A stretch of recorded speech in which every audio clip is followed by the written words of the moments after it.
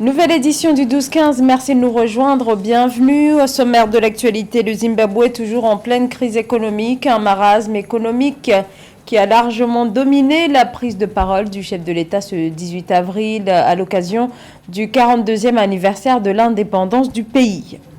11,3 milliards de francs CFA pour le secteur de l'agriculture, c'est le montant annoncé par les autorités sénégalaises en partenariat avec le FIDA, le Fonds international de développement agricole. Puis la Ligue Pro de la saison 2021-2022 du football béninois avec la victoire de l'association sportive Dragon Football Club de l'Ouémé sur les requins de l'Atlantique lors de la 7e journée de la compétition. Mais tout d'abord, ce premier procès de la Cour pénale spéciale en Centrafrique ce mardi à Bangui. Un premier procès après des années d'attente. Cette juridiction composée de juges centrafricains et internationaux a été créée depuis 2015 avec l'appui de l'ONU. Sa mission à présent est de faire la lumière sur les crimes de guerre et crimes contre l'humanité commis en Centrafrique depuis 2003.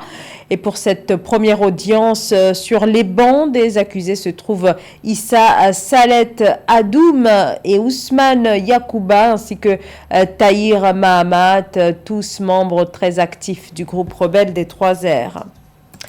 Également dans l'actualité, les autorités burkinabées annoncent avoir neutralisé 136 présumés terroristes. C'était lors de plusieurs opérations menées depuis le 15 mars et qui se sont étalées jusqu'au 15 avril, soit un mois d'offensive des forces de défense et de sécurité contre les groupes armés dans plusieurs localités du centre, du nord et de l'est du pays. Le Zimbabwe a célébré ce lundi son 42e anniversaire de l'indépendance, une fête nationale avec en toile de fond la situation économique du pays au bord de l'asphyxie. Un pays toujours sous le ken de l'Union européenne imposé depuis 2002 et dont les conséquences pèsent lourdement sur les populations. Un contexte très délicat au cœur du discours présidentiel ce 18 avril. Philomène Tine. Le Zimbabwe a commémoré le 18 avril 2022 ses 42 ans d'indépendance. Célébré sous le thème Zimbabwe à 42 ans, ne laisser personne et aucune place derrière, cette fête nationale était l'occasion pour le président Emmerson Mnangagwa d'appeler les Zimbabwéens à éviter la violence, toute forme de discrimination, de corruption et à adopter le dialogue, l'amour, la paix et l'unité, gage d'une nation prospère. Il a promis que tout le monde profitera des fruits du développement du pays vers la vision 2030 pour devenir une économie de classe moyenne supérieure.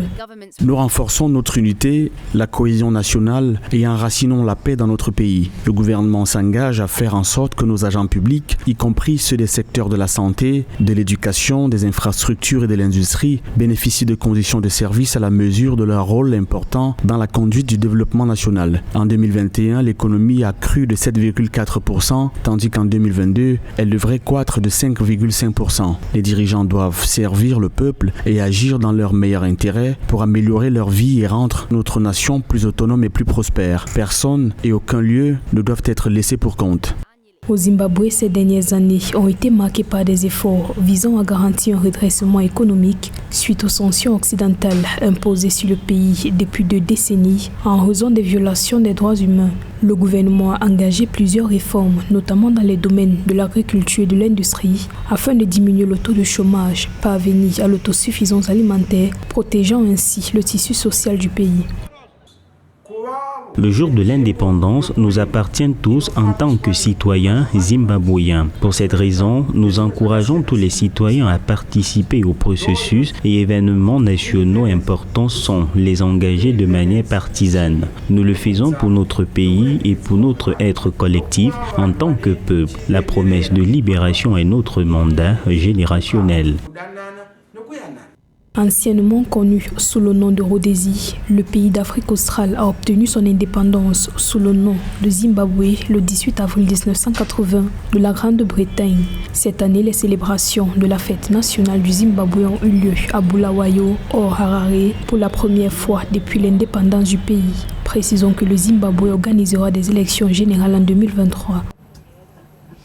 Le Fonds international de développement agricole poursuit son soutien en faveur du Sénégal. Le FIDA et le gouvernement ont signé un accord visant à développer le secteur agricole sénégalais qui connaît plusieurs contraintes. Et au total, ce sont plus de 11 milliards de francs CFA qui ont été annoncés afin d'améliorer notamment les chaînes de valeur. Philomène Tine. 11 milliards 300 millions de francs CFA en faveur des secteurs sénégalais de l'agriculture et de l'élevage. Cette enveloppe financière permettra de mettre en œuvre le projet de compétitivité pour l'agriculture et l'élevage au Sénégal, une manière pour le pays de marquer un pas vers la souveraineté alimentaire. Pour que l'autosuffisance alimentaire devienne une réalité au Sénégal, il faudra des investissements massifs de la part du gouvernement et du secteur privé. À l'heure actuelle, dans le nord du Sénégal, il y a suffisamment d'eau. Le fleuve Sénégal inonde toute cette région de Saint-Louis à Bakel. Donc le problème d'eau ne se pose pas. Et les meilleures terres du Sénégal se trouvent dans le nord du Sénégal et le sud de la Mauritanie. Donc il faudra des investissements massifs pour que ce secteur vital pour l'économie du Sénégal soit revigoré et puis qu'il puisse justement fournir au Sénégal les produits nécessaires à sa souveraineté. Le projet de compétitivité pour l'agriculture et l'élevage au Sénégal cible environ 900 000 agriculteurs, dont 50% de femmes et 30% de jeunes. Il vise à améliorer la productivité des chaînes de valeur agricoles, notamment l'accès au marché des produits de base de l'agriculture et de l'élevage dans le bassin arachidier et les zones agro-pastorales. L'agriculture et l'élevage vont de pair. Donc le développement de l'agriculture va immanquablement impacter sur l'élevage avec l'accroissement justement du cheptel. Le Sénégal possède l'un des cheptels les plus importants de l'Afrique de l'Ouest. Donc il est fondamental que justement un accent important soit mis aussi sur le développement des infrastructures concernant l'élevage avec des laiteries. Avec l'opérationnalisation du projet de compétitivité pour l'agriculture et l'élevage au Sénégal, les autorités espèrent offrir aux entreprises qui seront implantées dans l'agropole centre de réelles opportunités de transformation. L'Afrique du Sud est en état de catastrophe naturelle suite aux inondations. Le gouvernement a annoncé une série de mesures d'urgence destinées à venir en aide aux victimes une semaine après les terribles pluies diluviennes qui ont fait 443 morts dans la région de Durban, où 48 personnes sont encore portées disparues sur cette partie de la côte Est où de fortes précipitations s'abattent depuis plus d'une semaine, provoquant crues et glissements de terrain et d'importants dégâts matériels. Mais heureusement, le pays connaît une légère accalmie des précipitations depuis le week-end dernier. Les Congolais sont confrontés à une flambée des prix des produits alimentaires de base, riz, farine, sucre. Rien ne va plus sur les marchés de la République démocratique du Congo. Les consommateurs au budget modeste ne parviennent pas à faire face à cette hausse qui ne concerne pas uniquement les produits alimentaires car les carburants sont aussi touchés par l'envolée des prix. Les détails de Philomène Tine. Bien qu'étant produits sur le territoire national, les prix du maïs et du manioc augmentent exponentiellement en République démocratique du Congo, RDC. L'inflation concerne aussi le riz, le sucre, l'huile végétale, le poulet, le pain, le lait et encore plus les prix des carburants. Leur niveau d'augmentation devrait atteindre près de 70%. Une situation qui ne manque pas de se répercuter sur les coûts du transport. Il est vrai qu'il y a une flambée généralisée des prix, aussi bien dans les produits importés que dans les produits locaux. Et la raison pour les produits importés, tout le monde le sait, c'est la contraction sur le marché international liée d'abord à la pandémie de Covid-19, mais également à la guerre entre l'Ukraine et la Russie. Pourquoi cela touche les produits locaux? Mais bien sûr que c'est normal. Les gens qui produisent des produits locaux et qui les vendent achètent finalement des produits importés parce que malheureusement, c'est une économie fortement extravertie. Dans le but de contrer l'impact de la hausse des prix des carburants sur le pouvoir d'achat de la population en RDC, l'État s'est engagé à rembourser aux sociétés pétrolières leurs pertes estimées à 400 millions de dollars rien qu'en 2022. Dans la situation dans laquelle nous sommes aujourd'hui, l'un des facteurs majeurs, c'est la spéculation. Tout le monde y va de sa manière, de sa compréhension du marché. Et les règles de l'offre et de la demande jouent malheureusement très peu dans ce genre de situation. Ceci montre simplement que le pays n'était pas suffisamment préparé à ce genre de choc, ni la première fois, ni la deuxième, et j'espère en passant qu'il tire des leçons, non seulement la République démocratique du Congo, mais également les autres pays d'Afrique, parce que c'est un cas plus ou moins généralisé. La spéculation sur les prix intérieurs en République démocratique du Congo s'explique aussi par des problèmes structurels qui sont des goulots d'étranglement de l'économie. Dans le passé, l'effondrement de l'économie avait privé à l'État ses moyens de fonctionnement.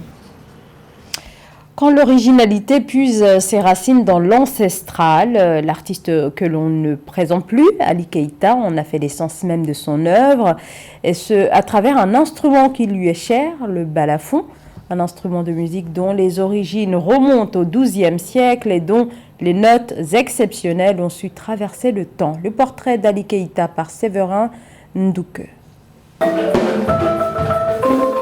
Sur la scène du festival du balafon au Cameroun, Ali Keïta, accompagné d'autres balafonistes, donne du rythme et des sensations mélodieuses au grand plaisir des mélomanes venus découvrir le jeu de cet artiste malien sur le balafon, un instrument peu connu de l'univers du spectacle moderne. Ali est connu comme étant l'un des meilleurs percussionnistes balafonistes du monde. De père malien et de mère burkinabé, le natif d'Abidjan en Côte d'Ivoire s'est découvert la passion de cet instrument dont la transmission se fait de père en fils depuis des générations dans sa famille. L'instrument, je l'ai appris à la maison. Mes parents ont joué le balafon, mon arrière-grand-père, tout, donc c'est un truc familial. Je connais une note, chaque note par cœur. Et ça, c'est le plus bonheur que je peux partager quand je joue devant mon public. Je donne tout ce qu'il mérite. Ouvert à de nouvelles sonorités, Ali Keïta est initié au jazz et les scènes du monde se retrouvent à ses pieds à travers les plus grands festivals de musique du monde pour découvrir cet instrument de musique traditionnel africain qu'il a customisé pour faire valoir de nouveaux langages musicaux. Pour Ali Keïta, le balafon est un instrument aux perspectives infinies qui s'adaptera toujours à l'ère du temps. Le balafon se joue maintenant avec 4 baguettes. Je l'ai fait aussi, mais c'était dans un autre concept. Et maintenant, avec la nouvelle génération, on joue avec les iPads. Vous savez, à l'époque, on ne va jamais imaginer ça. À l'époque, on a commencé avec les cassettes, avec les vinyles, et là, le balafon avec les numériques et tout ça. Mais on ne sait jamais où ça va arriver. Prochainement, on va voir des balafons avec les wah-wah, avec les pédales, vraiment avec les bling-bling partout. Donc du coup, on n'a jamais fini d'apprendre. Donc du coup, je suis sûr qu'on va aller au-delà de cela. Ali Keïta, 52 ans, vit entre l'Afrique et l'Allemagne et fait valoir les mérites de son art, mais surtout la pluralité du balafon. Cet instrument musical ancestral est l'une des fiertés de la destination Afrique. Du sport avec la 7e journée de la Ligue Pro de la saison 2021-2022 du football béninois avec des rencontres qui ont eu lieu le 17 avril et l'une des confrontations a opposé l'association sportive Dragon de l'Ouémé aux Requins de l'Atlantique, un classico très attendu avec au bout la victoire des Dragons. C'est un reportage de Lefty Ounou. L'association sportive Les Dragons de l'Ouémé a battu les Requins de l'Atlantique 3-0 sur le terrain synthétique du campus d'Abomey-Calavi dimanche 17 avril 2022. Cette confrontation, qui constitue un classico, a eu lieu dans le cadre de la 7e journée de la Ligue Pro Suite Groupe CD, saison 2021-2022.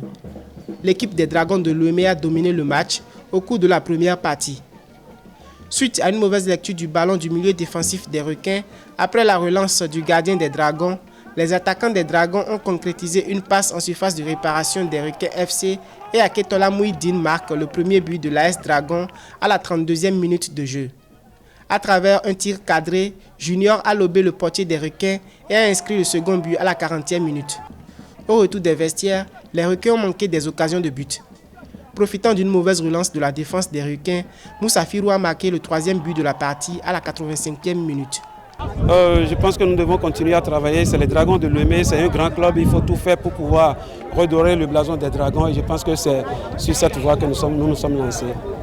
L'AS Dragon de l'Ouémé a affronté 4 fois les Requins de l'Atlantique. Ils ont fait un match nul et ont eu la chance de gagner 3 matchs. Malgré ce score de 3-0, le vainqueur, aussi bien le perdant, ne sont pas bien classés dans le championnat de la Ligue Pro Suite.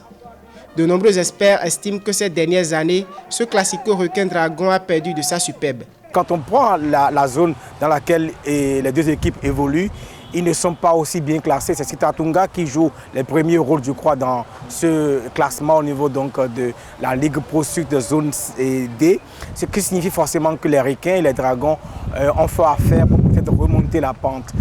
A noter qu'après une crise, samedi 16 avril 2022, Jude Huetawankou a été élu nouveau président de l'AS Dragon FC de Lomé. Le samedi 26 mars 2022, Roch Nieri est reconduit à la tête de l'association Omnisport Les Requins de l'Atlantique. De nombreux observateurs souhaitent qu'un travail de restructuration au sein des clubs soit effectif en vue de réécrire l'histoire de ces deux équipes. Et c'est la fin de ce journal. Merci de votre fidélité. L'information continue sur Africa 24.